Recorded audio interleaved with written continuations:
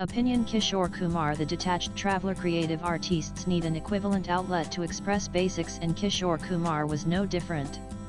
The episodes of his life were gradually transforming him into a man with a past. His emotional sufferings only made him go closer to himself. In his solitude thus, he found his pastime. So many things have happened in my life that I feel all wrung out now, as though I have lived not one life but many, and each chapter of it has left me with a crying need to say something, express some conclusion. And the only way open for me to do that was via making my own films. 1The 1960s saw him as the lonely wayfarer, but on his terms. A stark reminder that the journey of life is essentially a lonely one. This thought occupied the maximum of space in his uncluttered mind, so much so that he would sit down one day surrounded by numerous blank sheets of paper. On one such blank sheet, he wrote at the top Door Karat I 2H. He went on writing unabated that day till he was satisfied of the proximity his script offered towards discovering the real Kishore Kumar. As he was through with the rough draft, he began the film. That was January 2, 1966, at Karjat with Ganga, Asit Sen, and Abhay Bhattacharjee III, and at a time when his wife was still hopeful of a life. Ganga was in fact the only compromise he had to make in an otherwise uncompromising venture. Madhubala wanted her sister and Kumar wanted a Madhubala look-alike to relieve the moments. The script was quite different from the final film as it emerged during its release. He selected Sumita Sanyal, a popular Bengali actress of the era, recorded a song and shot a few scenes with her only to shoot off a tangent yet again. Main Ek Panchi Matwala, recorded at Bombay Labs, and the first ever playback song of Sun Amit 2 did not get to see the light of the day. The song initially was juxtaposed in a series of nursery rhymes in the Grundig tape recorder, which Kishore Kumar made his son listen to on his sporadic visits to Bombay for.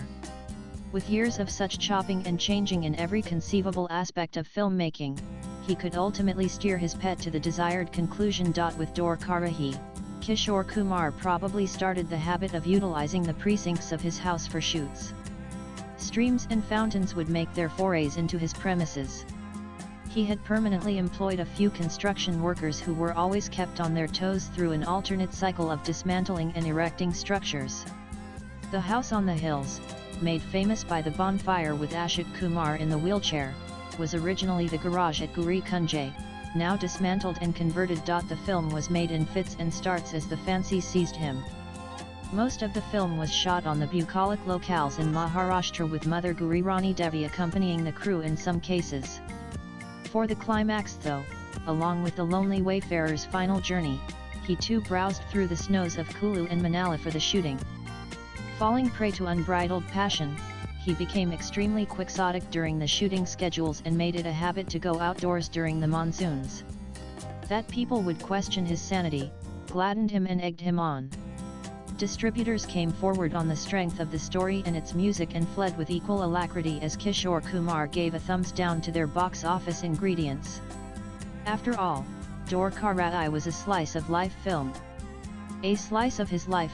Partially inspired by George Stevens' 1953 venture Shane 5, again an Alan Ladd starrer, Door Karat I was a promise to himself in face of unprecedented despondency.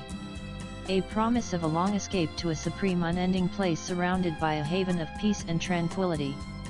Inspiration from Shane was not new to him, having taken a leaf out of this Victor Young theme to compose the title song of Neela Osman more than a decade back. Censored on September 13, the film hit the screens on November 19, 1971 at the Apsara, Chitra, Minor and the Defence Theatres in Bombay.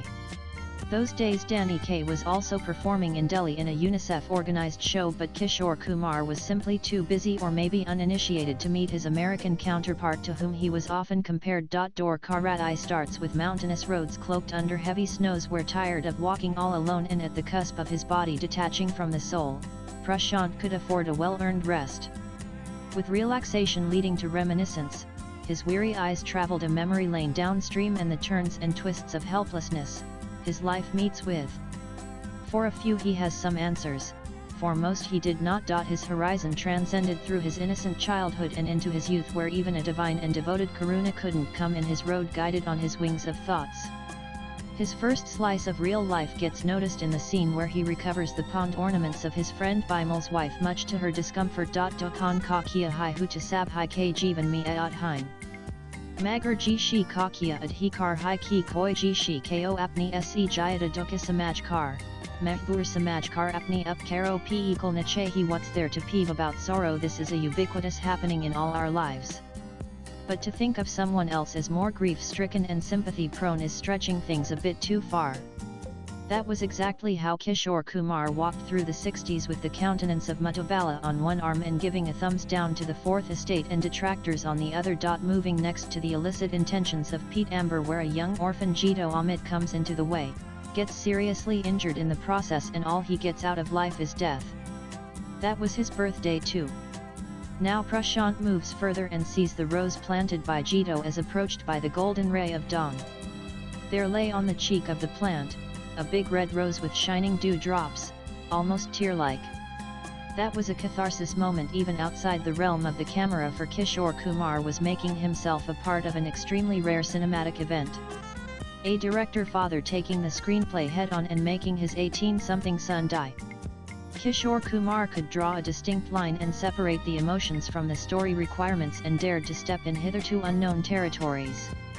That scene though caused a few unsavory moments at a personal level with Ruma. 60 and the path of truth, he still had to go a fair distance till he would permanently shut his eyes. A life where, as he pointed out, except death, he would be devoid of an accomplice. No wonder he pours his heart out when he was made to say Hamsha K Likab Ayatha in response to a plea of staying a little longer. That statement summed his attitude to life. His romance with the ephemerals versus being dubbed an eccentric notwithstanding identical situations. Prashant became an enigma both for those whom he helped and those he deserted. None more exemplified than the stormy night at a wheelchair-bound Joseph's corner, who in him saw his son George, whose untimely death had left a huge void in his breath and perhaps an even bigger one in his daughter-in-law Monica's heart. For during the times he was present, he became their candle. Monica felt better and lighter too. Tum Hari Taram Mai Pai Mehabai Pabandayan Kaona Hin Manta. That statement by Joseph too was unwittingly autobiographical, although little were they made aware that Prashant had a divine duty to perform, his devotion confronted at various stages. His devotions tested with various temptations, some skirted but most faced with the calmest of demeanor. Many promises too were awaiting fulfillment, starting from a gratitude for converting an indigent childhood into the mainstream. That gratitude came with celibacy. Perhaps the only tenets confronting the real Kishore Kumar. Or perhaps an unfulfilled dream, or an unfinished task, or an introspection. Or a splice of all. Talking of Mehabai Pabandai, or the bondage of religions, worth noting is this third chapter and the relevance of Christianity in an autobiographical film. Those days Kishore Kumar was living in lonely splendor in a bungalow tastefully embellished, which comes as more than a pleasant surprise for an Almali household. A number of statuettes and photographs of Christ adorned his residence, leading Rahul Dev Burman among others to again conjecture another change in religion. Kishore Kumar would have a tough time convincing them that the representations were part of the film and had nothing to do with proselytization. Shooting at home was more convenient and indeed a lot cheaper.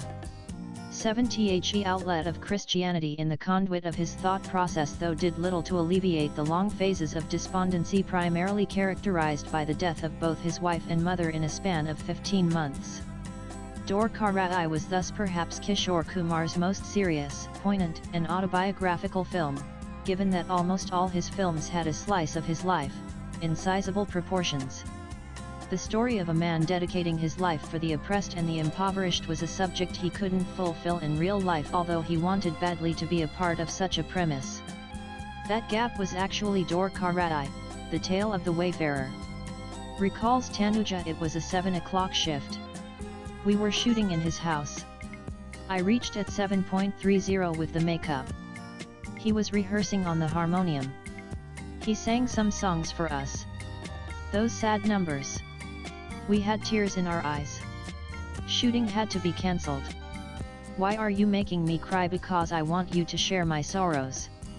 8 Door Karai was meant to be a mirror of his heart, signifying the associated mysteries and showing the stark realities of the life he walked past, dared to or dreamt of. At the end, he could confidently assume that the mirror had absorbed the vilifications without the glass losing its sheen. Once again refusing to tread the beaten track, Kishore Kumar demonstrates a deep insight of human shortcomings and sufferings, and also a rare bias towards an entity, commonly termed nature. The nature of Kishore Kumar and the Kishore of nature both had an overwhelming presence in every frame. Nothing was perfect in him, yet in his imperfection lay his perfections. Almost like nature, a second mother to him. Rarely had a screenplay seen such ostensible display of nature in a story which at a first glance had little to do with the earth elements except the traveler in his journey.